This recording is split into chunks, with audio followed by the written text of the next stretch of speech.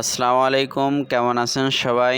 ঝিনাইদহ কালীগঞ্জ উপজেলার ২ নম্বর জামাল ইউনিয়ন কামারাইল গ্রামের বটতলা বাজারে হাবিব হোসেনের দোকান আগুনে পুড়ে ছাই হয়ে গিয়েছে।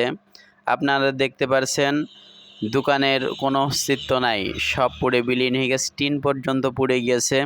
অনেক মানুষ অনেক রকমের মন্তব্য করছেন, কেউ বলছেন গ্যাস সিলিন্ডার বাস্ট হয়ে, কেউ কেউ বলছে বিদ্যুৎ স্পর্শই দোকানে আগুন লেগেছে।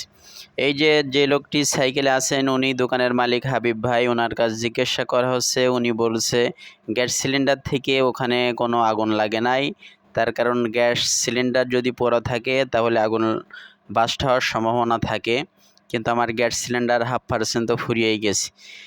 এখন কোন কারণে এটা হয়েছে কেউ বলতে পারছে না, সবাই এখানে দুঃখ প্রকাশ করছে হাবিব ভাইয়ের দোকান পুড়ে যাওয়ার কারণে। এটা হলো কামারাইল গ্রাম বটতলা বাজার, অনেক মানুষের পরিচিত একটি বাজার।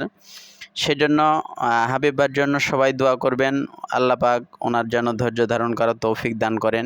এত পরিমাণ আগুন, গ্যাস সিলিন্ডার 2টা ছিল, উনি বলছে একটা গ্যাস সিলিন্ডারে কোনো গ্যাস ছিল না, একটায় 1/2% গ্যাস ছিল।